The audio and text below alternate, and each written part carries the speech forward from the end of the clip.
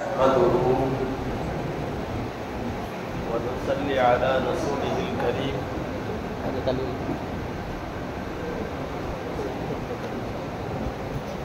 أما بعد، فقد قال الله سبحانه وتعالى في كلامه القديم والفرقان الحميد: أعوذ بالله من الشيطان الرجيم. بسم الله الرحمن الرحيم. إنهم فتية آمنوا بربهم وزدناهم هدى وربطنا على قلوبهم إذ قاموا فقالوا ربنا رب السماوات والأرض. صدق الله العظيم. அளவற்ற அருளாளனும் நிகரற்ற அன்புடையவனுமாகிய எல்லாம் வல்ல அல்லாஹ்வின் பெயரால் துவங்குகிறேன். அருமைநாயகம் முஹம்மது ரசூலுல்லாஹ் ஸல்லல்லாஹு அலைஹி வஸல்லம் அவர்களின் மீதும் நற்பாக்கியங்கள் நிறைந்த அவர்களுடைய உம்மத்தின் மீதும் குறிப்பாக இந்த மஜ்லிஸில் வீற்றிருக்கிற நம் அனைவர் மீதும் எல்லாம் வல்ல அல்லாஹ்வின் நல்லருள் என்றென்றும் நிறைவாக உண்டாவதாக. ஆமீன். மரியாதைக்குரிய விழாவினுடைய தலைவர்,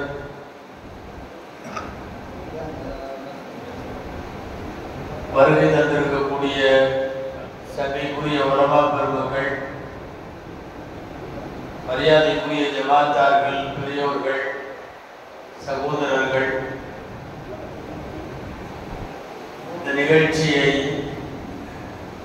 நெறிப்படுத்தி நடத்தி கொண்டிருக்கக்கூடிய ஜமாத்துல் உலமா சபையை சார்ந்த அங்கத்தினர்கள் மற்றும் கண்ணியத்திற்குரிய இந்த பள்ளிவாசலுடைய நிர்வாக பெருமக்கள், உங்கள் அனைவருக்கும் என் ஆரம்பமான அஸ்ஸலாமு அலைக்கும் வரஹ்மத்துல்லாஹி வபரகாத்துஹு.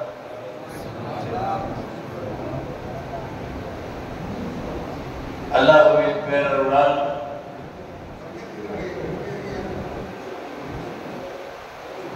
இளைஞர்களுக்கான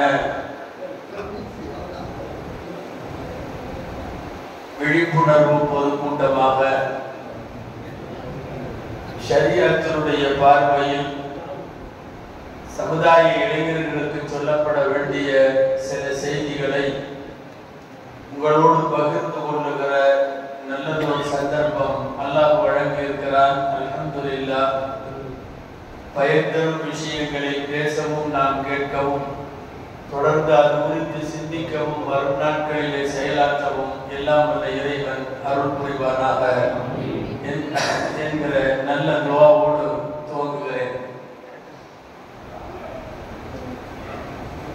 ஒரு சமுதாயத்தை மேம்படுத்துவதும் செம்மைப்படுத்துவதும் ரெண்டு பேர் கையில இருக்கிறது. முதலிலே பெண்கள், இரண்டாவது இளைஞர்கள்.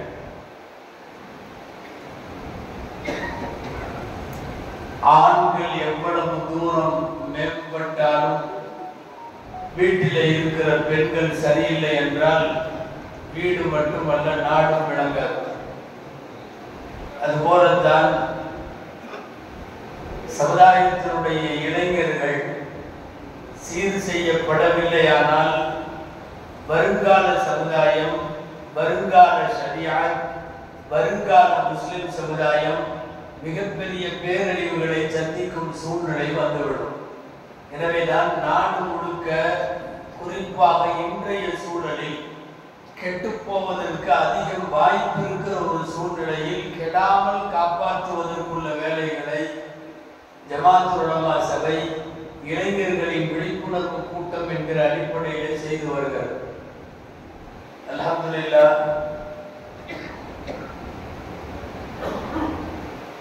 சில நேரம் துரதிர்ஷ்டமா இருக்கும். என்னன்னா, நாங்க இளைஞர்களை பத்தி பேசுறதுக்காக போய் உட்கார்ந்தோம்னா நிறைய வெள்ளத்தாலியா இருக்கும், இளைஞர்களே இருக்க மாட்டாங்க. மாஷா அல்லாஹ், இங்க கண்ணுக்கு நிறைய இளைஞர்கள் தெரியுறாங்க. மாணவர்கள்லாம் அநேகமா கூட்டிட்டு வந்து உட்கார வச்சிருக்கீங்கன்னு நினைக்கிறேன். அல்ஹம்துலில்லாஹ் எப்ப முடியுங்கிற இதோட அவன் உட்கார்ந்துருப்பான் பையன். இருந்தாலும் அவன்கிட்ட சில செய்திகளை சொல்லிடுறோம். அன்பானவர்களே, வாலிப பருவம் அப்படியே கரைஞ்சு சீக்கிரமா போயிடும். மனித ஆயுள்லயே ரொம்ப வேகமா ஃபாஸ்டஸ்ட் மூவிங் எது தெரியுமா? வேகமா போறது இளமை பருவம் மட்டும்தான். குழந்தை பருவம், விளையாடுகிற பருவம், பதின் பருவம், பாலக பருவம், அதையெல்லாம் விட பின்னாடி வரக்கூடிய முதுமை பருவத்தை எல்லாம் விட வேகமா நகர்றது வாலிப பருவம். பஸ்ராவுடைய வீதியிலே அல்லாமா ஹசன் பஸ்ரி ரஹ்மத்துல்லாஹ் பனிக்கட்டிய தலையில தூக்கி வச்சுக்கிட்டு ஐஸ் கட்டி வியாபாரம் பண்ணாங்க. சொல்லுவாங்களா, எப்பா வாங்கிக்கப்பா, கொஞ்ச நேரம் ஆனா ஒண்ணுமில்லாம போயிடும். பனிக்கட்டிய காலையில ஒருத்தர் 8 மணிக்கு எடுத்து தலையில வைக்கிறாருன்னு வைங்களேன், டக்கு டக்குன்னு பனிக்கட்டிய வெட்டி வெட்டி வாங்கிட்டாங்கன்னா சேல்ஸ் ஆயிடும். ஒரு 10-11 மணி வரை யாரும் வாங்கலன்னா அப்படியே தண்ணியா உருகி போயிடும், ஒண்ணு இருக்காது.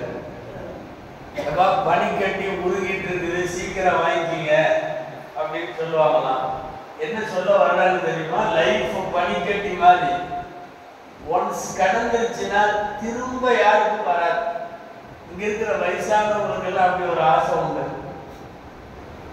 எகைன் திரும்ப ஒரு தடவை அப்படி வாலிப பருவத்துக்கு போயிட்டு வந்தா எவ்வளவு நல்லா இருக்கும். இது ஒரு வித்தியாசமான பருவம், வாலிப பருவம். இந்த வராதவன் எல்லாம் அந்த வயசுக்கு வரணும்னு சீக்கிரமா ஆசைப்படுறான். எப்ப நம்மளும் வாலிபராங்க, இப்ப 6th 7th படிக்கிற பையன் எல்லாம் கேட்பாருங்க, வாலிபனா எப்போ வருவோம்? நம்மளும் அப்படி பெருசு ஒரு நல்ல என்னென்னமோ பைக் எல்லாம் வருது, எரும மாடு மாதிரி ஒரு வண்டி வச்சுக்கிட்டு இப்படி இப்படி பயங்கரமா அப்படி ஓட்டிக்கிட்டு பின்னாடி ஒரு பொண்ணை உட்கார வச்சுட்டு அப்படியே பயங்கரமா ஒரு ரவுண்ட் அடிக்கணும். அது சின்ன பசங்களுக்கு அப்படி ஆசை வரும். வயசானவங்களுக்கெல்லாம் கொஞ்சம் குறைஞ்சா நல்லா இருக்குமே வயசு, அப்படி ஆசை இல்லைன்னு சொல்ல முடியாது. இந்த டை அடிச்சு சுத்துற ஆளுங்களுக்கு எல்லாம் போய் கேட்பாருங்க, எதுக்கு டை அடிக்கிறாங்கன்னு நினைக்கிறீங்க? நல்லா தெரியுது வயசா போச்சுங்க. நீட்டா போய் உட்காந்து சலூன்ல அந்த கருப்பு இதை அடிச்சு அங்க போட்டு இங்க போட்டு, என்னன்னா அவருக்கு மனசு கூட ஒரு நினைப்பு, நம்ம கருப்பு அடிச்சிட்டோம், ஒரு 10 வயசுக்கு அப்படியா போச்சு. இந்த பக்ரீத் நேரத்துல பாத்தீங்கன்னா நிறைய பேருக்கு சாயம் எடுத்து போயிடும். என்னன்னா அஜத்து சொல்லிடுவார், யார் யாரெல்லாம் குர்பானி கொடுக்கிறீர்களோ அவர்கள் நகம் மூடி வெட்ட வேண்டாம் அப்படின்னு ஒரு 10 நாளைக்கு தடை போட்டுருவாங்களா. அப்பதான் நிறைய பேருக்கு உண்மையா எவ்வளவு வயசாச்சுன்னே தெரியும். பூரா குர்பானி அறுத்து முடிச்சுட்டு நேர செலவுக்கு போயிடுவார், போய் திரும்ப பயிர் பண்ணி வயசை குறைக்கிறது. நம்ம இப்ப 60-65 வயசுல உட்காந்து கருப்பு இதை அடிச்சு யாராவது இன்னொரு தடவை பொண்ணு கொடுக்குறேன்னு சொல்ல போறாங்களா? நான் சொல்ல வந்தது, வாலிபம் எல்லாரும் விரும்புகிறார்கள், ஆனா சீக்கிரம் போயிடும்.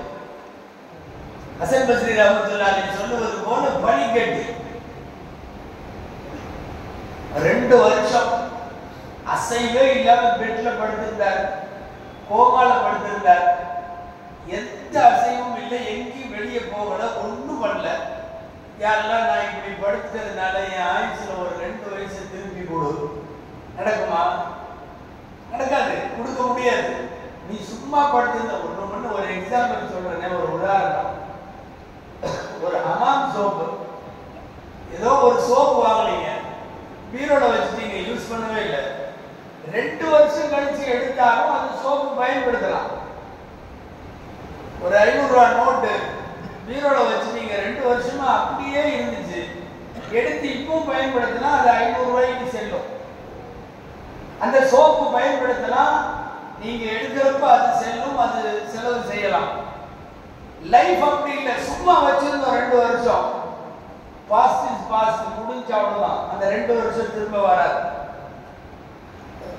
குர்ஆனிலே அல்லாஹ் சொல்லுகிறான், மறுமை நாளில் வந்து சில பேர் பேசுவார்களாம் அல்லாஹ்ட்ட.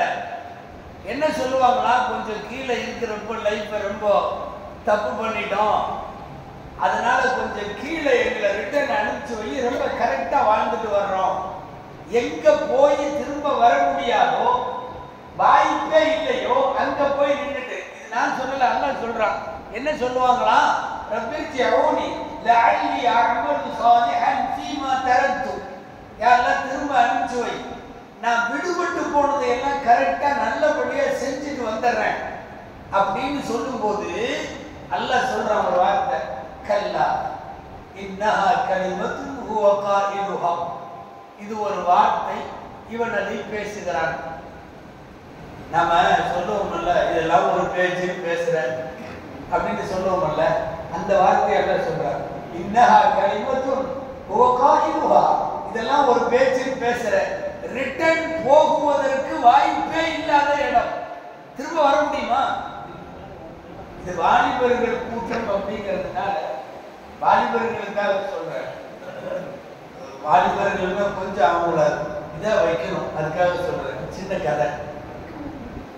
பாரியில நண்பர்கள் எல்லாம் சேர்ந்து 65வது மாடியில் தங்கி இருந்திருக்காங்க. மேல 65 மாடி. சும்மா அப்படியே டீ குடிச்சிட்டு வரலாம் ஜாலியான்னு இறங்கி வந்திருக்காங்க. 4-5 பேர் நண்பர்கள் இறங்கி டீ எல்லாம் குடிச்சிட்டாங்க. திரும்ப மாடிக்கு 65வது மாடிக்கு ஏறணும். வந்து லிஃப்ட் அமுத்துனா வேலை செய்யல. லிஃப்ட் நாட் ஒர்க்கிங் போட்டான், டெக்னிக்கல் ப்ராப்ளம்னு போட்டான், சாரி ஃபார் இன்கன்வீனியன்ஸ் போட்டான். படி இல்லை, படி ஏறி போகணும். 65 மாடி. இப்போ சொன்னாங்களா, ஒருத்தர் சொன்னா, நான் ரொம்ப போர் அடிக்குது, 65 மாடி ஏறணும். நம்ம ஆளுக்கு 4-5 பேர் இருக்கிற ஒவ்வொரு குட்டி கதை சொல்லுவோம். நான் ஒரு கதை சொல்றேன், அடுத்த மாடி படி ஏறும்போது நீ ஒரு கதை சொல்ல, அடுத்த மாடி நீ ஒரு கதை சொல்லு. பேசிக்கிட்டே போனா போறதே தெரியாது, ஈஸியா போய் சேர்ந்துடலாம். ஆளுக்கு ஒரு கதை சொல்லுவோம்னு சொல்லியிருக்காங்க. சரின்னு ஆளுக்கு ஒரு கதை குட்டி குட்டி கதையா சொல்லிட்டு போயிட்டாரு. 63 64வது மாடி வந்துருச்சுன்னு ஒரு மாடி தான் இருக்கு. இந்த வருஷ பிரகாரம் கதை சொல்ல வேண்டிய ஒருத்தர் இருக்கான்ல, அவன் சொல்லியிருக்கான், நான் இப்ப சொல்ல போறது கொஞ்சம் சோகமான கதை. ஏப்பா என்ன சோகமான கதை? இல்ல ரூம் சாவியை கீழே வச்சுட்டு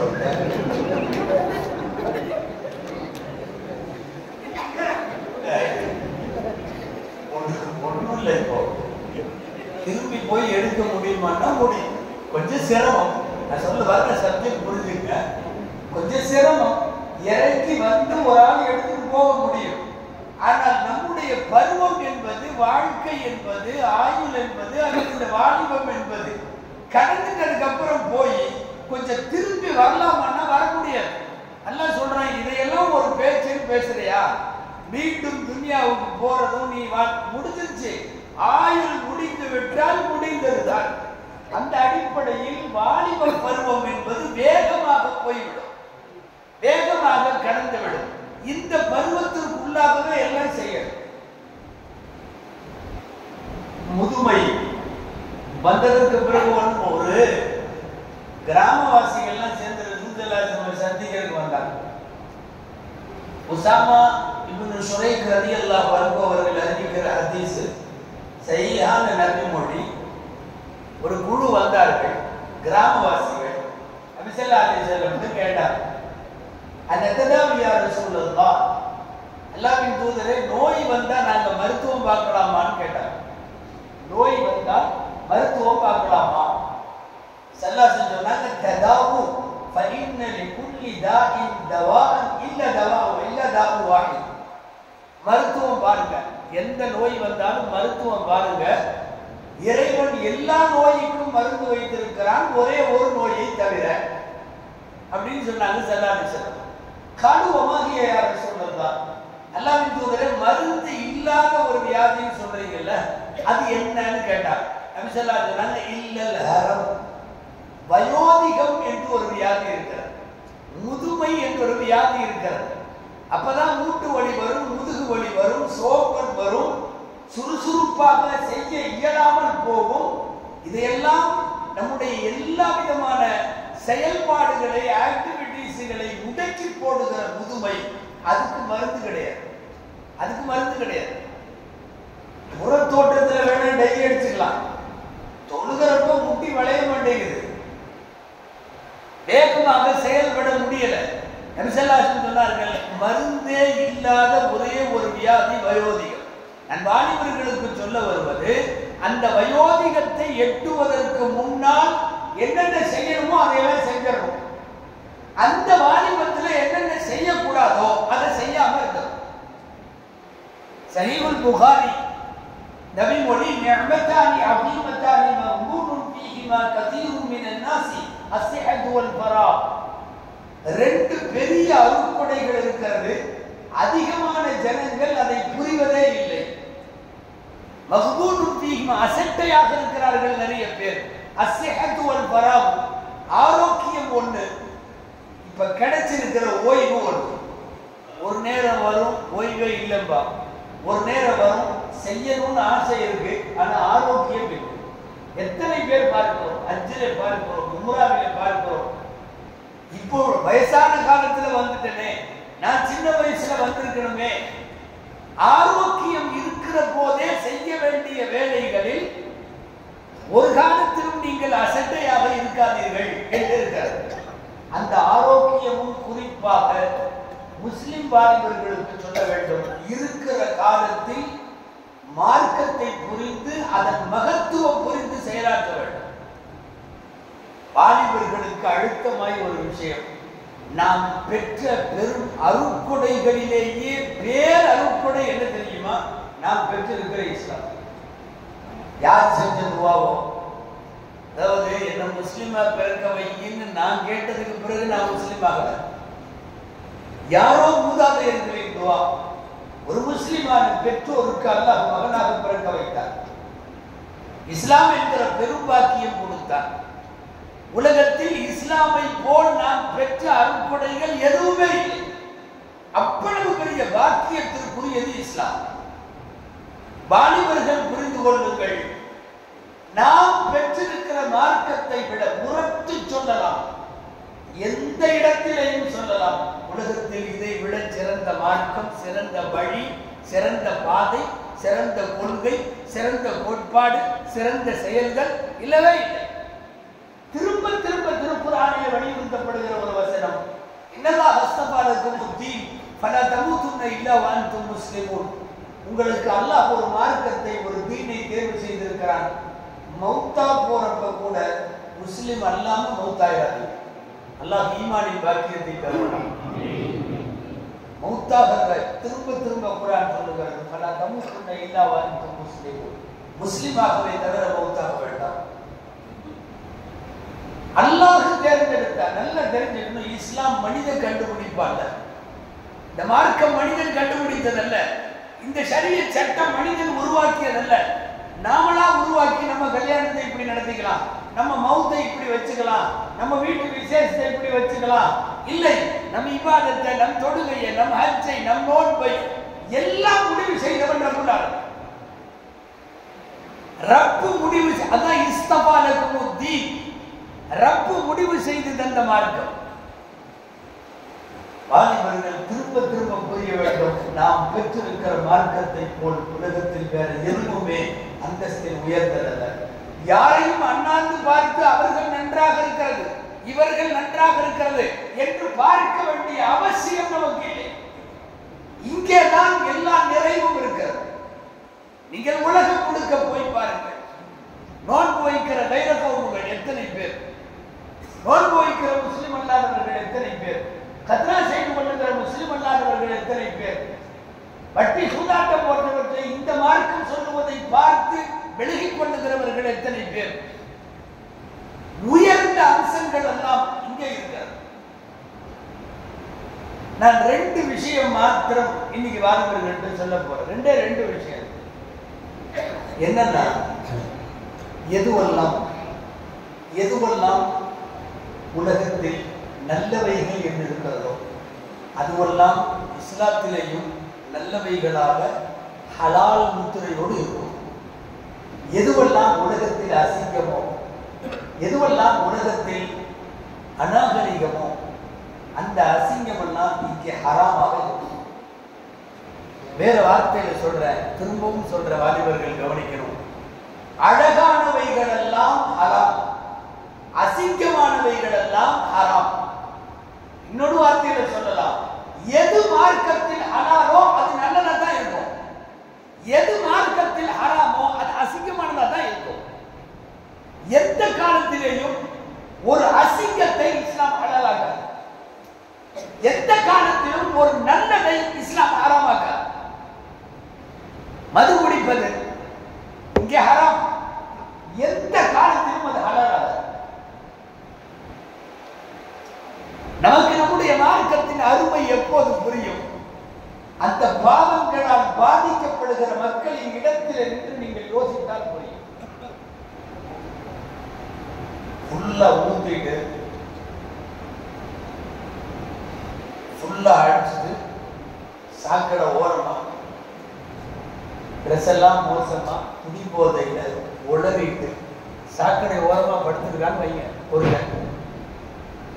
நாய் நதி எல்லாம் பக்கத்துல மோந்து பார்த்துட்டு போகுது, சாக்கடை ஓரமா இருக்கிறான், அவன் மேல ஈயெல்லாம் முக்கியது, பார்க்கிற ஜனங்க இப்படின்னு பொத்திட்டு இப்படி வர்றவங்க இப்படி கிராஸ் பண்ணி போறாங்க, அசிங்கத்தோடு படுத்து கிடக்கிறான், ஆடைகள் எல்லாம் அலங்கோலமாக இருக்கிறது. அந்த இடத்துல நின்று நீங்கள் யோசிக்கணும், என் மார்க்கம் இதை தடை செய்திருக்கிறார், என் மார்க்கம் இதை தடை செய்திருக்கிறார். அந்த காட்சியை பார்க்கிற போதுதான் நமக்கு புரியும், இவ்வளவு பெரிய அசிங்கத்தை ரப்பு தடை செய்திருக்கிறார். வட்டி வாங்கி வட்டி கட்ட முடியாம குடும்பத்தோடு தற்கொலை அப்படிங்கிற மாதிரி செய்தி பேப்பர்ல வந்து ஒரு குடும்பத்துல 5 பேரும் தற்கொலை பண்ணி 5 பேரோட ஜனாசா வீட்டுல வச்சிருப்பாங்க. வெளியே நின்று எல்லாரும் இப்படி ஆயிடுச்சு, எல்லாம் கடன் கட்ட முடியாம வட்டி கட்ட முடியாம குடும்பமே தூக்கு போட்டுச்சு அப்படிங்கிற மாதிரி பேசிட்டு இருப்பாங்கல்ல.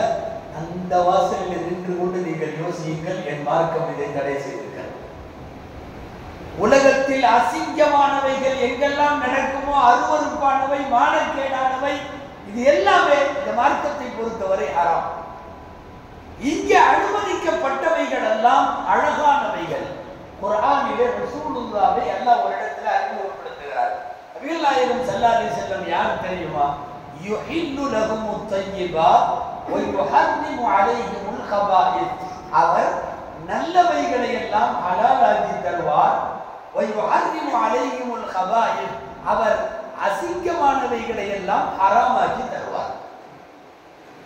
நபி ஸல்லல்லாஹு அலைஹி வஸல்லம் செய்த வேலை குர்ஆனில் சொல்லப்பட்டிருக்கிற வேலை.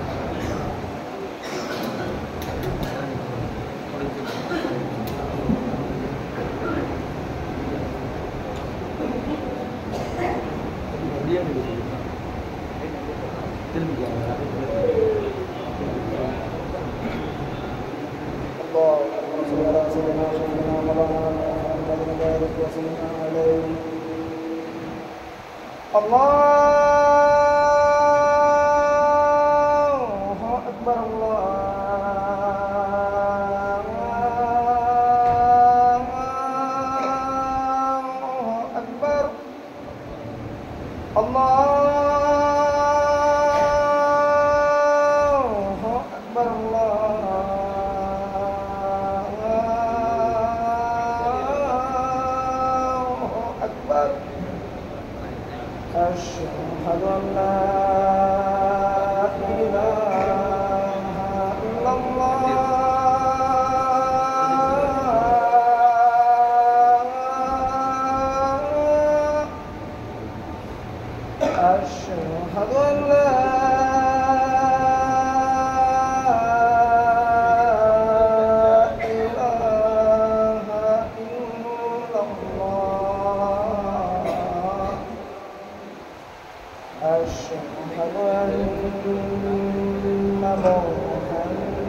محمدا رسول الله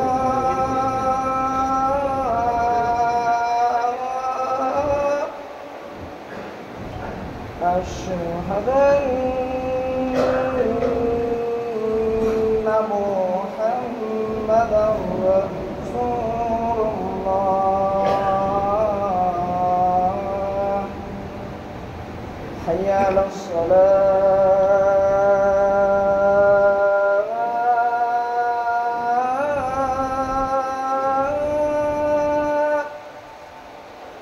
حي على الصلاة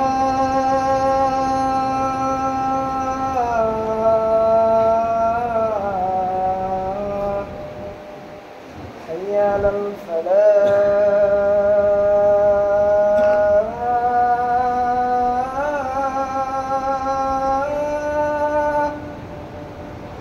حي على الفلاح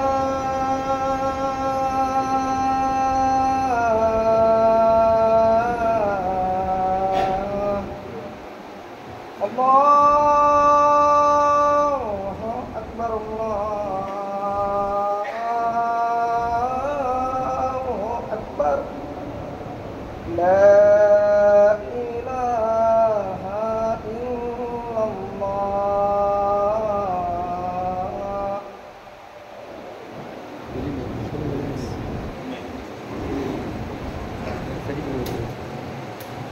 Assalamualaikum warahmatullahi wabarakatuh.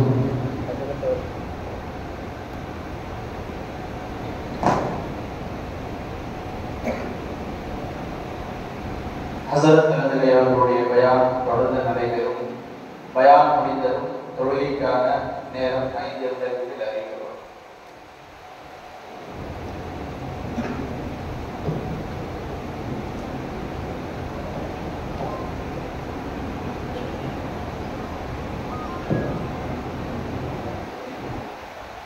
எனவே அன்பான வாலிபர்களே, வாலிபத்தில் பாதுகாக்க வேண்டிய அம்சங்களில் மார்க்கம் முக்கியமான அம்சம், தீன் முக்கியமான அம்சம்.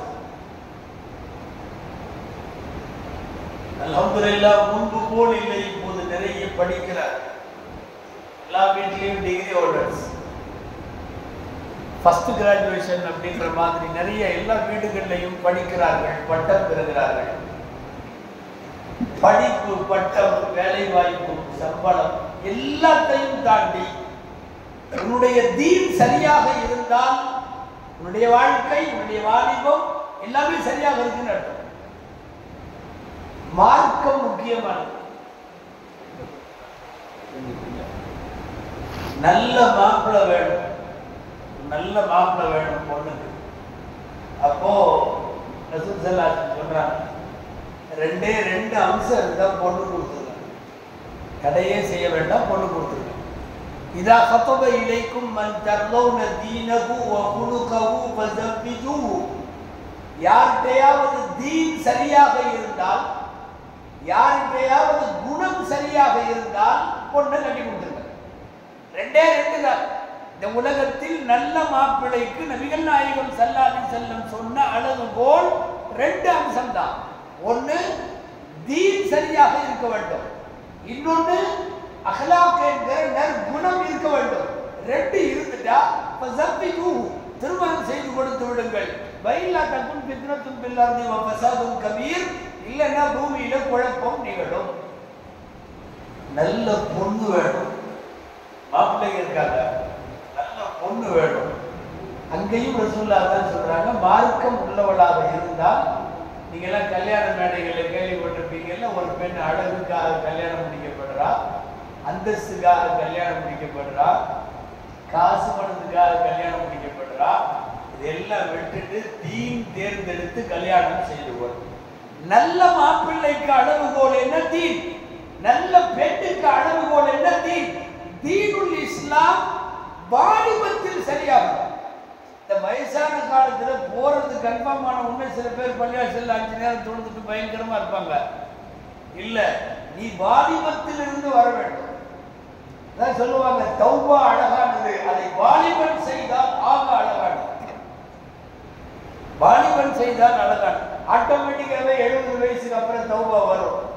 என்ன திடீர்னு நம்ம விட்டுக்குவோம். அப்புறம் கொண்டு போய் வச்சிருவாங்க, பின்னாடி இல்லாதீங்க எல்லாம் ஓதிடுவாங்க. அப்ப வர்ற தௌபா இல்ல, சீர்திருத்தம் என்பதும் ஒருவனிடம் தீனுல் இஸ்லாம் இருக்கிறது என்பது ஒருவன் வாலிபத்திலேயே வந்துருச்சுனால் அவன் கமாலான மனிதன், அவன் தான் பரிபூர்ணமான மனிதன். தீன் ரொம்ப முக்கியமானது, அதுதான் வேண்டும்.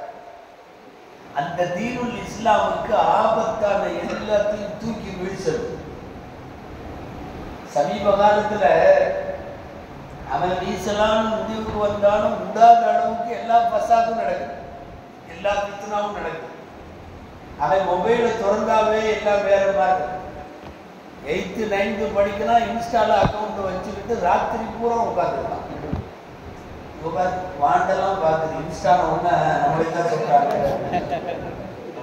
சொல்றாங்க, இங்க இருக்கிற பெரியவங்களுக்கெல்லாம் இன்ஸ்டானா என்னன்னு தெரியாது. அவன் இன்ஸ்டா இல்லைன்னா சோறு இறங்காது.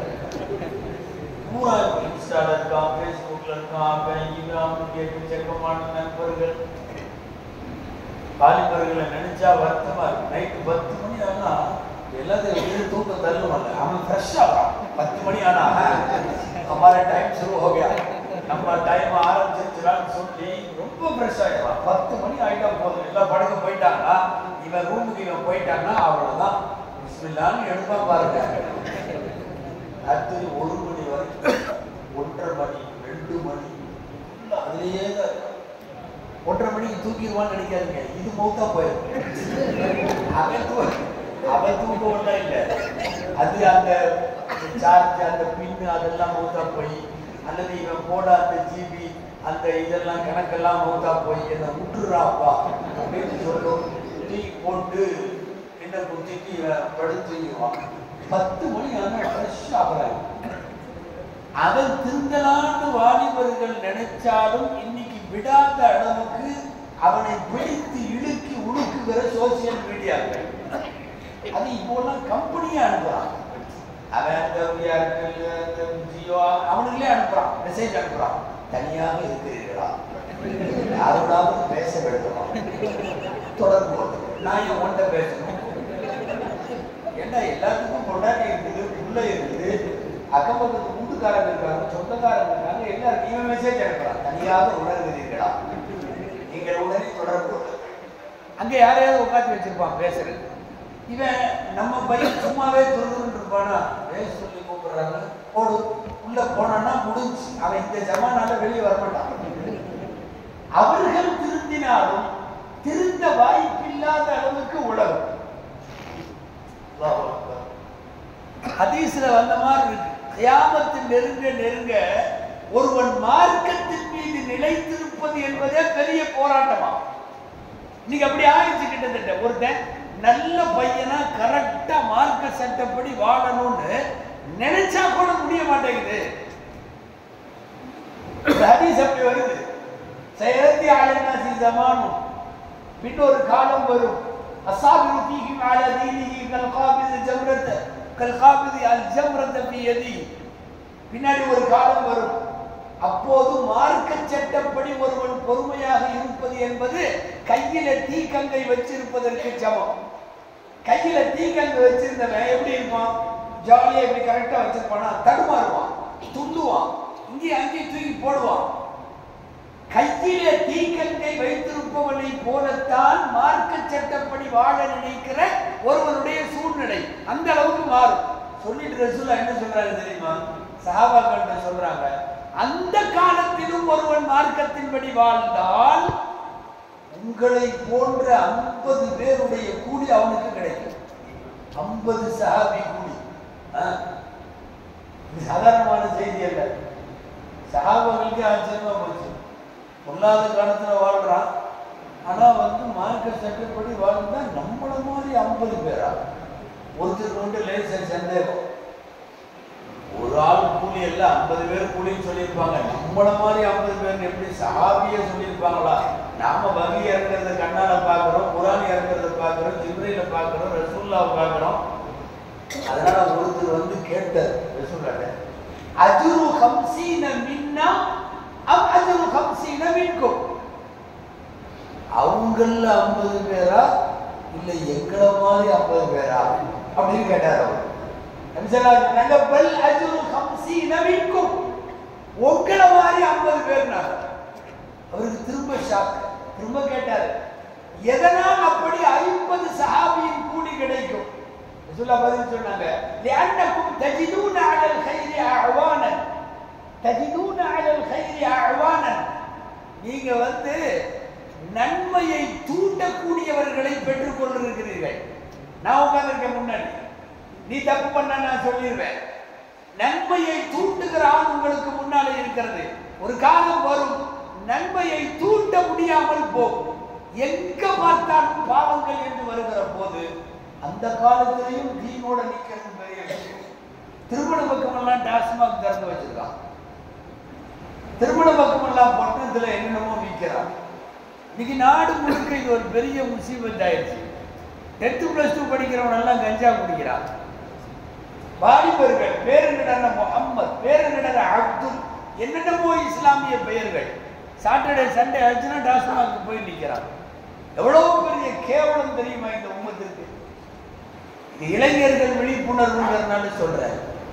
மௌத்தா போற வரையும் மதுவை நான் வாயில வச்சது இல்லைன்னு ஒருத்தர் இருந்தா உண்மையாலுமே இந்த நூற்றாண்டினுடைய அவுளியாக்கள் அவனை சேர்க்கணும். அவ்வளவு மோசமாயிருச்சு நீங்க நிலைமை. அவன் சரியா இருந்தாலும் கூட உள்ளவன் கூப்பிட்டு போறான். ஒரே ஒரு கோட்டர் மட்டும் போட்டு வரலாம் வா. நம்ம நிலைமை பாருங்க, ஏதாவது உட்காந்து கோட்டர்லாம் பேச வேண்டியதாக.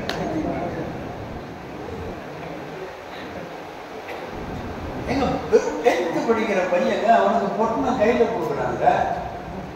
அவன் கஞ்சா குடிக்கிறான்.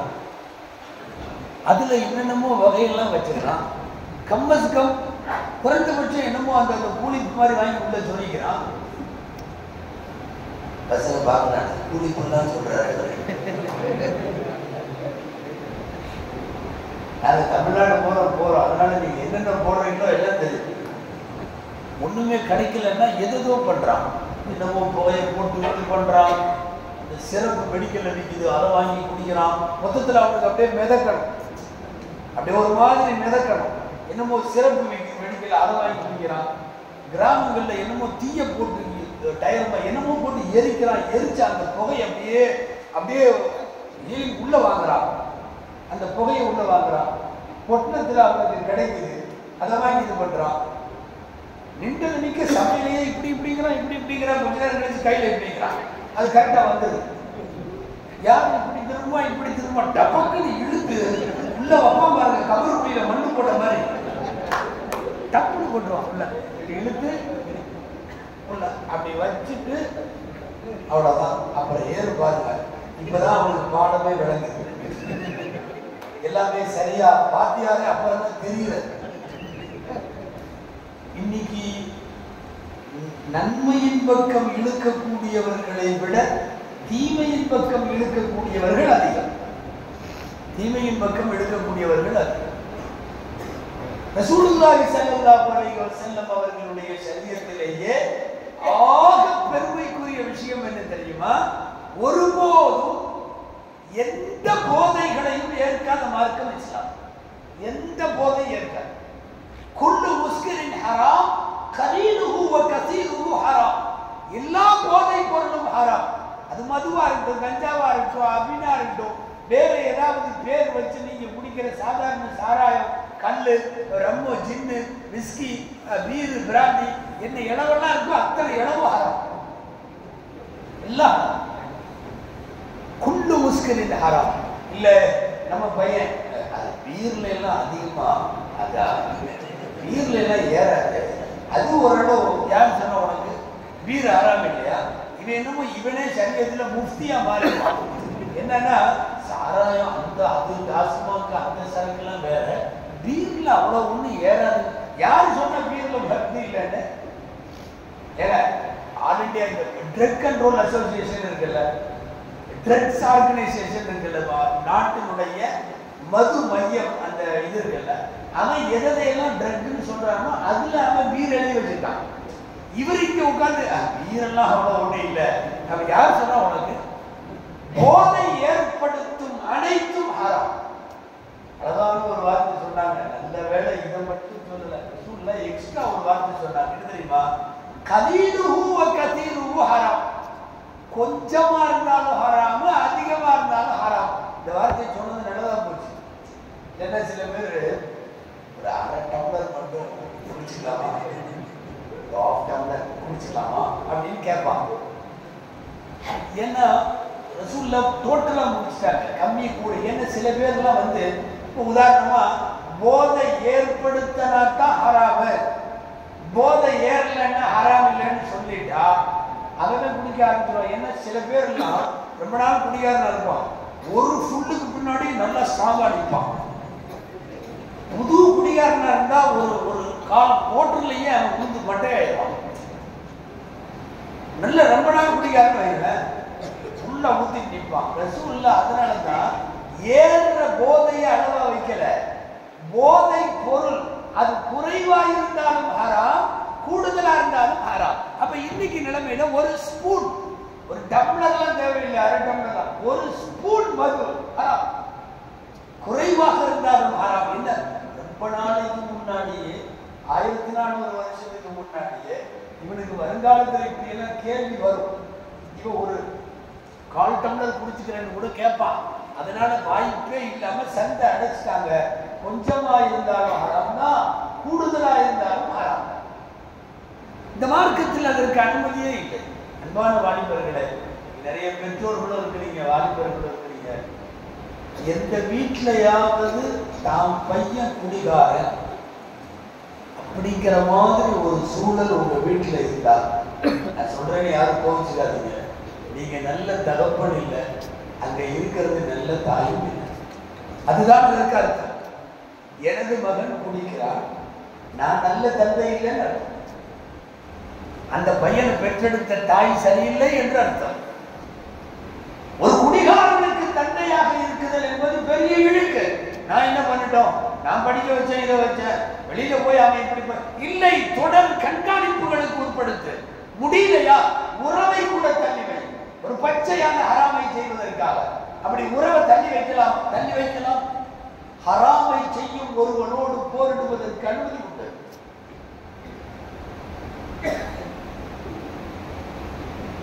இது ஒரு கப்பு அன்ஷல்ப கப்ரன் கத்ஹன் ஹராமுன் அலைஹி ராயிஹத்துல் ஜன்னah, நபிமொழி, ஆதாரபூர்வமான நபிமொழி. ஒரு கப்பு சாராயம், நிறைய பெரிய பாட்டிலாம் இல்லை, ஒரு கப்பு, அவன் மீது சொர்க்கத்தின் வாசனை கூட ஹராமாகிவிடும்.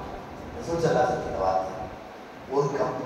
இங்க ஒரு கப்புக்கு இது பேச்சுன்னா வாரந்தோறும் குடிகாரர்களாய் 4 பேர் சேர்ந்தாலே பாண்டிச்சேரி போயிடலாம். இவெல்லாம் கூடனா ஒரு செலிப்ரேஷன் சொன்னாவே அது வந்து தண்ணி செலிப்ரேஷன் தான் என்ற அளவுக்கு இன்றைக்கு கொண்டு வந்து விட்டார்கள். நல்ல பசங்களோட இருக்கிறதெல்லாம் இல்லை, இப்போ ஃப்ரெண்ட்ஸு கூட போகும்போது அப்ப மட்டும். மார்க்கத்துல அப்படியெல்லாம் என்னைக்காவது ஒரு விழாக்கால சலுகை மாதிரி எல்லாம் இல்லையே. நிரந்தர ஹராம், கியாமத்து வரை ஹராம். கிராமத்துல மது வந்து தடை செய்யப்பட்டு ஹராமாக்கப்பட்டு விட்டது. ரசூலுல்லாஹ் அறிவிப்பு செஞ்சுட்டாங்க. அதனால இது ஒரு கிராமவாசிக்கு தெரியல. அவர் மதுவெல்லாம் அனுமதி இருக்குன்னு நினைச்சிட்டு புதுசா இஸ்லாத்துல சேர்ந்தவர். நம்ம போய் முகமது ரசூலுல்லாஹ்வை பார்த்துட்டு வரலாம் அப்படின்ட்டு கிளம்புறாரு. கிளம்புறப்போ ரசூலுல்லாஹ்வுக்கு ஏதாவது அன்பளிப்பு வாங்கி போகணும். ஒரு டின்னு நிறைய அவங்க ஊர்ல கிடைக்கிற ஸ்பெஷல் குவாலிட்டி மது வாங்கிட்டு வந்தாரு. நல்ல சரக்குங்க, அருமையான சரக்கா வாங்கிட்டு வந்து ரசூலுல்லாஹ்வுக்கு கொடுக்கலான்னு போட்டு விட்டாரு. நேராக டின்னை கொண்டு வந்து இறக்கியாச்சு. நான் சொல்றது அபூதாவுல இருக்கக்கூடிய சரியான ஹதீஸ். என்ன சொல்லலாம், எங்க ஊர்ல கிடைக்கிற ரொம்ப உயர்தரமான மது அப்படின்னு இருக்காங்க. இன்னல்லாஹ் கத் ஹரமல் ஹம்ர ஹராமன் முஅப்பதா, அல்லாஹ் மதுவை நிரந்தர ஹராம் ஆக்கி விட்டான், நான் எடுத்துக்க முடியாது அப்படின்னா அவருக்கு ஷாக். ஏன்னா படாத பாடுபட்டு பெரிய இதா வாங்கிட்டு வந்திருக்காரு. ரசூலுல்லாஹ் இப்படி சொன்ன ஹராமா, சரி இனி என்ன செய்ய முடியும் விட்டுலான்ட்டு அவர் சொன்னாரு, நான் இதை சேல் பண்ணிடுறேன், நீங்க தான் வாங்கல, சேல் பண்ணிடுறேன். ரசூலுல்லாஹ் கூப்பிட்டு சொன்னாங்க, குடிப்பது ஹராமாக்கப்பட்டவைகள் எல்லாம் விற்பனை செய்வதும் ஹராம் தான். நீ விற்க முடியாதுட்டாங்க. அவருக்கு அதை விட ஷாக். கொண்டு வந்து ரசூலுல்லாஹ் வாங்கலை. சரி யாருக்காவது கொடுத்துட்டு நிறைய ஏன்னா ஹை குவாலிட்டி பார்க்கலாம்னா இதுவும் முடியாதுட்டாங்க. கடைசியில் வெறுத்து போய் அவர் சொன்னார், நம்ம முஸ்லீம்களுக்கு தானே ஆறாம கொடுங்க. இங்கே எனக்கு தெரிஞ்ச யகூதிகளில் என் ஃப்ரெண்டெல்லாம் இருக்கான், யூதர்களில், நான் அவனுக்கு அன்பளிப்பு கொடுத்துட்றேன்னு போனார். அதை கூப்பிட்டு சொன்னாங்க, குடிக்கிறது எது ஹராமோ, விற்பனை செய்கிறது எது ஹராமோ, அதை அடுத்தவங்களுக்கு அன்பளிப்பு செய்யறதும் ஹராம். நான் எனக்கு தெரிஞ்ச ஒருத்தர் மாட்டு மதத்தினர் மொபைல் வாங்கி அன்பளிப்பு கொடுக்கலாம், பேனா கொடுக்கலாம், பென்சில் கொடுக்கலாம், எல்லாம் கொடுக்கலாம், சாப்பாடு வாங்கி கொடுக்கலாம், மது வாங்கி கொடுக்க முடியாது. எனக்கு எது ஹராமோ அதை நான் அன்பளிப்பு. வெறுத்து போய் அவரு நீங்களும் வாங்கிக்க வேண்டாண்டீங்க, சேல்ஸ் பண்ணவும் வேணாண்டீங்க, சரி அடுத்தவங்களுக்கு கிஃப்டா கொடுத்துடலான்னா அதுவும் வேணாண்டீங்க, நான் என்னதான் பண்ணட்டும்னு கேட்டார். அப்படிலாம் சொன்னாங்க, ஊர்ல உள்ள ஒரு பெரிய குப்பை தொட்டியை சொன்னாங்க, சுபாதத்தக்கம். அந்த குப்பை தொட்டியில கொண்டு போய் ஊற்றி இருந்தாங்க. அப்படியே கொண்டு போய் சுபாதத்தில் ஊற்றிட்டு உட்காந்துட்டார். அதாவது குப்பை தொட்டிக்கும் ஊர்ல நஜீசுகள் எல்லாம் இருக்கிற இடத்திற்கு மட்டுமே சொந்தமானதுதான் மது. இன்னைக்கு அது நம்ம பையனோட இதுல வருது, பாக்கெட்ல வருது, வாங்கி வச்சுக்கலாம். ஒரு நாள் கிடைக்கலன்னா எவ்வளவு கஷ்டப்படுறான். சோறு தண்ணி கூட வாங்கி வைப்பானான்னு தெரியல. நாளைக்கு மூடுறாங்கன்னா முதல் நாளே தயாராகிடுறான் வாங்கி வச்சு. இதுல மது என்கிற கொஞ்சம் பெரியவர்கள் அப்படிங்கிறத தாண்டி சின்ன சின்ன பசங்கள்கிட்ட எல்லாம் இன்னைக்கு ஹையர் செகண்டரி லெவல்ல இருக்கிறவனெல்லாம் கஞ்சா போட ஆரம்பிச்சிட்டாங்கிறது பெரிய வருத்தமான செய்தி. இவ்வாறவர்களே செல்லம் அவங்கள்ட்ட அப்துல் கைஸ்னு ஒரு குழுவினர் வந்தாங்க. உலமாக்களுக்கு எல்லாம் தெரியும், ரொம்ப பிரபலமான ஹதீஸ். அது சஹீஹுல் புகாரில வருது, எல்லா கிதாபுகள்லையும் வருது. வஃப்து அப்துல் கைஸ் ஒரு குழுவினர் ரசூலுல்லாஹை சந்திக்க வந்தாங்க. சுமார் 14 பேர். இங்க கவனிக்கணும். அவங்க வந்த உடனே எங்கிட்ட ரசூலுல்லாஹ்ட்ட கேட்டாங்க, நாங்கள் புதுசாக இஸ்லாத்தில் சேர்ந்துருக்கோம், நாங்கள் என்னவெல்லாம் செய்யணும், நாங்கள் என்னவெல்லாம் செய்யக்கூடாது. ரசூலுல்லாஹ் அவங்களுக்கு எல்லாம் சொல்லி கொடுத்தாங்க. சொல்லி கொடுத்துட்டு அவங்க சில பாத்திரம் எல்லாம் வச்சிருந்தாங்க. இந்த பாத்திரம் என்னன்னா, இந்த சிலது தோல் பாத்திரம், சிலது இப்படி நம்ம இந்த குழா புட்டெல்லாம் செய்வோம்ல அந்த மாதிரி உள்ள ஒல்லியான அந்த பாத்திரம். சில பிறகு கிராமங்களில் சொரக்குரடான்னு சொல்லுவாங்க, கிணத்துல இது பண்றவன் தேனி எடுக்கிறதுக்காக போறவன் எல்லாம் முதுகுல வச்சிருப்பான், அந்த மாதிரி பாத்திரம். இதையெல்லாம் காட்டி நாங்கள் இதையெல்லாம் யூஸ் பண்ணலாமான்னு கேட்டாங்க. ரசூலுல்லாஹ் கேட்டாங்க, முன்னாடி இது என்னவா பயன்படுத்திட்டு இருந்தீங்க? நாங்கள் எல்லாமே மது ஊற்றி வைப்போம், மது ஹராமானதுக்கு பின்னாடி இதை சும்மா தான் வச்சிருக்கோம். ரசூலுல்லாஹ் சொன்னாங்க, ஒரு காலத்துல மதுவுக்காக பயன்படுத்தப்பட்ட இந்த பாத்திரத்துல இப்ப தண்ணி கூட குடிக்க வேண்டாம். நல்லா தெரிஞ்சுக்கணும், மது இல்லை, மது இல்லை. இப்ப கையில மதுவும் கிடையாது. தண்ணியோ அல்லது வேற ஏதாவது பழச்சாரோ ஜூஸோ என்னமாவது கூட அதுல ஊற்றி குடிக்க வேண்டாம். அந்த பாத்திரத்தையே தூக்கி போட்டு மதுவினுடைய எந்த வகையும் வாடை கூட இந்த உம்மத்துல இல்லை. அதுலயும் கஞ்சாவுக்கு அடிமைகளா ஊருக்கு வெளியே பசங்கள்லாம் போறாங்க. போய் எங்கேயாவது பிரிஞ்சு கீழே உட்காந்துக்கிறான், எங்கேயாவது ரயில்வே கேட்டுக்கிட்ட போய் நின்றுக்கிறான், யாரும் இல்லாத இடத்துல நின்றுக்கிறான், ஒருத்தர் இன்னொருத்தருக்கு படை போடுறான். நான் சொல்ல வருவது, சேர்க்கை முக்கியம். சேர்க்கைகள் கண்காணிக்கப்பட வேண்டும். தயவு செய்து அவனை கண்காணியுங்கள். அவன் பாக்கெட்டுகளை கண்காணி. இல்ல தோளுக்கு மேல வளர்ந்துட்டான், தோளுக்கு மேல வளர்ந்துட்டான். ரசூலுல்லாஹ் கல்யாணம் கட்டி கொடுத்த பின்னாடி பிள்ளைகள் சரியா இருக்காங்களான்னு பார்த்துட்டு இருந்தாங்க.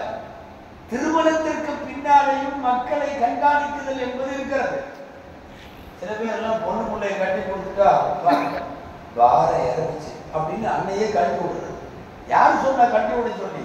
திருமணத்திற்கு பின்பும் எனது மகள் அவள் மார்க்கத்துப்படி சரியாக இருக்கிறாளா என்று கண்காணிக்க வேண்டிய பொறுப்பு இருக்கிற போது சர்வ சாதாரணமா நம்ம பசங்க இன்னைக்கு கஞ்சா ஊட்டி இதுக்கெல்லாம் அடிமையா இருக்காங்கல்ல, எல்லாம் பாதுகாக்க வேண்டும். ரொம்ப மோசமான சூழ்நிலை அதிலும் தமிழ்நாட்டில் இருக்கு. வெளியில சொல்றதுக்கு வெட்கக்கேடு ஒரு விஷயம், ஆனாலும் சொல்லி ஆகணும். என்ன தெரியுமா? தமிழகத்தில் கஞ்சா குடிப்பவர்களில் முஸ்லிம் சமுதாயம் முதல் இடத்துல இருக்கு. முதல் இடம். நான் யாரும் இங்க தினத்தந்தி தினகரன்ல போட்டது எல்லாம் சொல்லல. உளவுத்துறை தருகிற டேட்டா பேஸ் தகவல், உளவுத்துறை தருகிற தகவல் 122 பேர் முஸ்லிம் வாலிபர்கள்ல கிட்டத்தட்ட மதுவுக்கு அது கஞ்சாவுக்கு அடங்கியது. அப்படின்னா 1/4 4ல் ஒரு பையன் முஸ்லிம் சமுதாயத்தினுடைய பையன் கஞ்சா குடிக்கிறான். 4 பேர்த்துல ஒரு பையன். இது எங்க போய் முடியும்னு தெரியல. நடக்கிற படுகொலைகள் எல்லாம், கஞ்சாவிற்காக நடக்கிற படுகொலைகள் எல்லாமே முஸ்லிம் சமுதாயம் சம்பந்தப்படுகிறது. எல்லாம் பாதுகாக்கணும். ஆலியம்பாடியில் படுகொலை, கொலை செய்தவனும் முஸ்லிம், செய்யப்பட்டவனும் முஸ்லிம், 2 பேருமே முஸ்லிம். பிரச்சனை என்னன்னா, கஞ்சாவை பட்டுவாடா செய்வதில், பகிர்வதில், துறைக்கு தகவல் கொடுத்த அடிப்படையில் கொலை செஞ்சவனும் முஸ்லிம் தான், வஃபாத்தாயி கொலை செய்யப்பட்டவனும் முஸ்லிம் தான். 2 பேருக்கு இடையில பிரச்சனை குடும்ப பகையோ பரம்பரை பகையோ எல்லாம் இல்லை. கஞ்சாவை டிஸ்ட்ரிபியூட் பண்றதுல பகை. சாத்தான்குளத்துல படுகொலை, கஞ்சாவுக்காக படுகொலை, 2 பேரும் முஸ்லிம். இன்னும் சொல்ல போனா எக்கச்சக்கமான டிஸ்ட்ரிபியூட்டர்ஸ் மிக அதிகமாக கஞ்சாவை புழக்கத்தில் கொண்டு வந்து மக்கள்கிட்ட பல்வேறு பெயர்கள் வைத்து அதை கொண்டு வந்து உணவு விடுறதுல முஸ்லிம் சமுதாயம் முக்கியமான பங்கு வகிக்கிறது. எவ்வளவு பெரிய வெக்கேடான விஷயம் தெரியுமா? ரொம்ப வருத்தமாக இருக்கிறது. மதுவினுடைய எந்த தொடர்பும் நமக்கு ஆகாது. சவுதியில ஹையத்து கிபாரில் உலமான்னு சொல்லி ஒரு அமைப்பு இருக்கு. அதாவது மூத்த மார்க்க அறிஞர்களின் ஃபத்வா கமிட்டி பேர் சவுதியில இருக்கு. சர்வதேச அளவில் முக்கியமான ஃபத்வாக்கெல்லாம் கொடுக்குறோம். நீங்க நல்லா கவனிக்கணும். அங்க ஒருத்தர் ஃபத்வா கேட்கிறார். என்ன ஃபத்வா தான்? ஒரு டாக்ஸி டிரைவர், நான் டாக்ஸி டிரைவர், நான் இங்கே ஒரு சூப்பர் மார்க்கெட்டில், ஒரு பெரிய மால் சூப்பர் மார்க்கெட்டில் டெலிவரி வண்டி நான் ஓட்டிட்டு இருக்கேன். சரக்கெல்லாம் போட்டு என்கிட்ட அட்ரஸ் கொடுத்துருவாங்க, நான் கொண்டு போய் அங்கே இறக்கி விட்டுருவேன் எங்கே அந்த வீட்டில். அவர் வந்து அந்த சூப்பர் மார்க்கெட்டினுடைய டெலிவரி வேனுடைய டிரைவர்.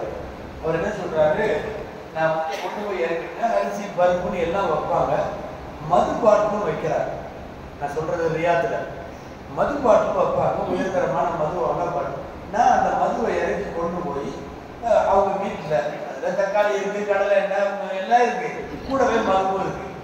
நான் பொருட்களை எல்லாம் இறக்கி வச்சுட்டு வர்றது. இதுதான் என்னுடைய தொழில்.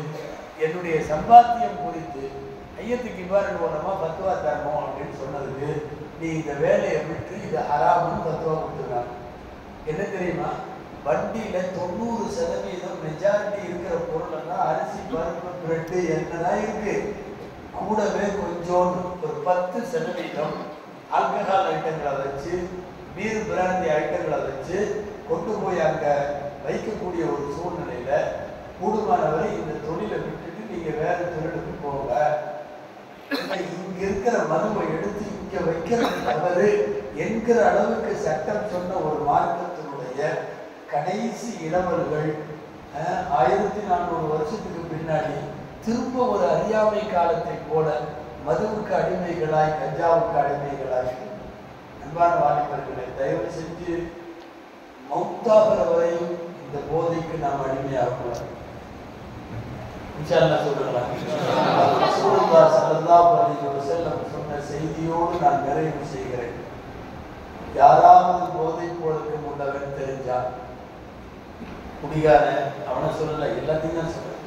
கஞ்சா குடிக்கிறவன் தெரிஞ்சா, அவனோட பழக்கம் இருக்குன்னு தெரிஞ்சா அவனுக்கு கல்யாணம் பண்ணி கொடுக்காதீங்க. இது ரசூலுல்லாஹ் சொன்னாங்க. முதல்ல எல்லாம் மாப்பிள்ளை கருப்பா சிவப்பான்னு பார்ப்போம், குட்டையா நட்டையான்னு பார்ப்போம், நல்லா சம்பாதிக்கிறனா இல்லையான்னு பார்ப்போம். இன்னைக்கு அப்படி இல்லை. இவன் போதை பொருள் உபயோகிக்கிறவனான்னு பார்க்கணும். கொஞ்சம் காசு லெவல் கூட கூட டேப்லெட் போடுறான் போதை, ஊசி போடுறான் போதை. இந்த போதையை ஏற்றிக்கிறதுக்கு இன்னைக்கு நிறைய வெரைட்டிஸ் வந்துருக்கு. அதில் இன்ஜெக்ஷன் போட்டுக்கிறது. அவனே நம்ம இந்த சுகர் பேஷண்ட்டுக்கு இன்சுலின் போடுறாங்களா இல்லையா, அந்த மாதிரி அவனே போட்டுக்கிறான். போதையில மிதக்கிறான். தயவு செய்து பெண்ணுக்கு மாப்பிள்ளை எடுக்கும் போது இந்த பழக்கம் உள்ளவனான்னு பார்க்க வேண்டியதா இருக்கு. இவனுக்கு கல்யாணம் பண்ணாதீங்கிறார். இது ஒரு செய்தி. நான் வாலிபர்கள்ட்ட மட்டும் இந்த ஒரு நாலு ரசூலுல்லாஹ்வுடைய வரிகளை மாத்திரம் சொல்றேன். ரெண்டாவது, நம்ம பகுதியில யாராவது நம்ம அக்கம் பக்கத்து வீடுகள்ல காப்பர்கள் உடம்பு சரியில்லாம இருக்காங்க. காப்பர்கள் மாற்று மதத்தை சார்ந்தவர்கள். நமக்கு சுண்ணத்து என்ன தெரியுமா? போய் விசாரிக்க.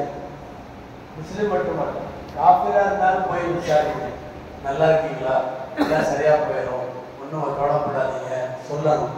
நான் ரசூலுல்லாஹ் சொல்றாங்க, முஸ்லிம் உம்மத்துல போதை பழக்கத்திற்கு அடிமையானவன், போதை பயன்படுத்துபவன் உடம்பு சரியில்லாம போனா விசாரிக்கிறதுக்கே யாரும் போகாதீங்க. எவ்வளவு கடுமையான வாசகம் பாருங்க. என் பக்கத்து வீட்டில் இருக்கிற காப்பர் நோய்வாய்ப்பட்டா நான் போய் விசாரிக்கணுமா? ஆனா போதை பயன்படுத்துற முஸ்லிம் அவன் நோய்வாய்ப்பட்டா விசாரிக்க போகாதீங்க. சொன்ன வார்த்தை. மூணாவது, யாராவது போதை குறித்த மனிதர்களுக்கு ரெக்கமெண்ட் பண்ணா, சிபாரிசு செய்தால் இந்த சிபாரிசுக்கு ஏற்றுக்காதீங்க. நாலாவது செய்தி, போதைக்கு பழக்கம் உள்ளவன் எங்க வந்து எந்த சபையில எதுக்கு சாட்சி சொன்னாலும் அவன் சாட்சியத்தை ஏற்றுக்காதீங்க. அவன் கண்ணால நான் பார்த்தேன், ஆமா இவர் அங்க நின்றுட்டு இருந்தாருன்னு சொன்னாலும் வேற ஒருத்தர் சொன்னா ஏற்றுக்கலாம். போதை பழக்கம் உள்ளவன் சொன்னா ஏற்றுக்க முடியாது. பெண் கொடுக்க வேண்டாம், நோய்வாய்ப்பட்டால் விசாரிக்க வேண்டாம், அடுத்தது சிபாரிசு செய்தால் ஒத்துக்கொள்ள வேண்டாம், சாட்சி சொன்னால் சாட்சியை கபூல் செய்ய வேண்டாம். தயவு செய்து நம்முடைய இளவல்களினுடைய வாயில், அவர்களின் உணர்வில் ஒரு காலத்திலே மது போதை போன்ற, சாராயம் இது போன்ற விஷயமானால், கஞ்சா போன்றவைகளானாலும் இந்த உம்மத்தை காப்பாற்ற வேண்டிய பெரிய போர்க்கடமை இருக்கிறது. மவுத்து வரைக்கும் இன்ஷா அல்லாஹ் நாம அதுல இருந்து காப்பாற்றிருக்கணும். எங்க ஒரு 40 வயசுக்கு கீழே உள்ளவங்க மட்டும் மவுத்து வரைக்கும் இன்ஷா அல்லாஹ் நாங்கள் அதை தொடமாட்டோம்னு ஒரு கை தூக்குப்பாங்க. அல்ஹம்துலில்லாஹ் தூக்கிடுறீங்க, நல்லா கபூல் செய்யணும். ஜமாத்தோட பள்ளிவாசல்ல வச்சு இளைஞர்களை கூப்பிட்டு இந்த ஒரு கூட்டம் நடத்துனாங்க. மவுத்து வரைக்கும் நாங்க இதை பயன்படுத்த மாட்டோம், இவ்வளவு பேர் கை தூக்குனாங்கன்னு நல்லா சாட்சி போதும். அந்த அடிப்படையிலே இந்த கூட்டம் வெற்றி ஆகிவிட்டது. துவா செய்வோம். அல்லாஹ் ஜல்லஷானுஹு நம்மை, நம்முடைய சந்ததிகளை, நம்முடைய பேரன் பேத்திகள் வரைக்கும் நம்முடைய குடும்பத்தில் போதைகளுக்கு அடிமையாகி விடாத சிறந்த சமுதாயத்தை எல்லாம் உருவாக்கி தருவானாக. இவர்களுடைய மாணவர்களை எல்லாம் நன்மையாக ஆக்கி தருவானாக. எந்த காலத்திலேயும் பாவ செயல்களின் பக்கம் செல்லாமல் எல்லாம் பாதுகாப்பானாக. வாழும் காலமெல்லாம் இஸ்லாமிய மார்க்கத்தை உணர்ந்து அதன் மதிப்பை, மகத்துவத்தை தெரிந்து முஸ்லிமாக வாழ்ந்து எல்லாம் மரணிக்கிற போதும் முஸ்லிமாக லா இலாஹ இல்லல்லாஹ் முஹம்மதுர் ரசூலுல்லாஹ் கலிமாவை சொல்லி மரணிக்கிற ஈமானுடைய நசீபை எல்லாம் எப்போதும் நமக்கும் நம் சந்ததிகளுக்கும் தந்தர் புரிவானாக. ஆமீன் ஆமீன். வஆஹிரு தஅவானா அனில் ஹம்துலில்லாஹி ரப்பில் ஆலமீன். அஸ்ஸலாமு அலைக்கும் வரஹ்மத்துல்லாஹி வபரகாத்துஹு.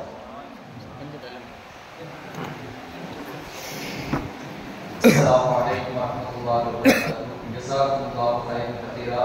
ஹஸரத் பெருந்தகை அவர்களுக்கு உரிய பாணியில் மிக கவலையான, உள்ளத்தை உருக்கக்கூடிய, ஈமானுக்கு புறமேற்கக்கூடிய அற்புதமான ஒரு சிறப்புரையை வழங்கினார்கள். அல்லாஹ் தஆலா ஹஸரத் அவர்களுக்கு ஆஃபியத்தையும் நீண்ட ஆயுளையும் தந்தருள்வானாக.